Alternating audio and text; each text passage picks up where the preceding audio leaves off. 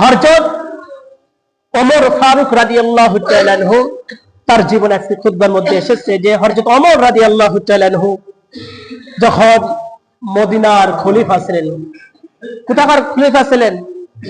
মদিনার অর্ধ জাহানের খলিফা ছিলেন। হযরত ওমর রাদিয়াল্লাহু তাআলা আনহু কি করেছেন? ওই আল্লাহ রাসূল সাল্লাল্লাহু আলাইহি ওয়াসাল্লাম একটা কোল ব্যাংক চালু করে দিয়ে গেছেন মদিনায়। কে চালু করেছেন? রাসূলুল্লাহ সাল্লাল্লাহু আলাইহি ওয়াসাল্লামের জামানায়। সেই ব্যাংকের নাম কি?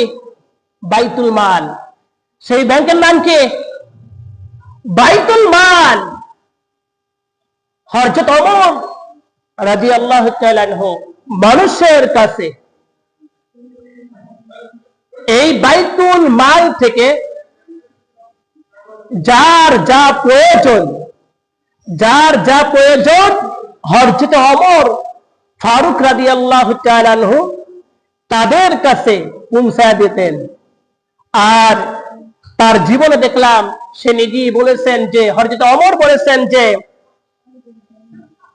আমার পরিবারের জন্য আমি একটা টাকা আমি বেশি নেব না, যা প্রয়োজন এই প্রয়োজন মোতাবেকই আমি এটা নিয়ে আমি খরচ করব। এক টাকা। শোনেন, আল্লাহ রাসূল সাল্লাল্লাহু আলাইহি ওয়াসাল্লাম আরো বলেছেন যে, কোন ব্যক্তি যদি বাইতুল মাল থেকে এক টাকা যদি বেশি নেয় প্রয়োজন ছাড়া, নবীজি সাল্লাল্লাহু আলাইহি ওয়াসাল্লাম বলেছেন কিয়ামতের দিন সেই দিন চোরের কাতারে তাদেরকে দাঁড় করায় দিবে। বলেন নাউজুবিল্লাহ।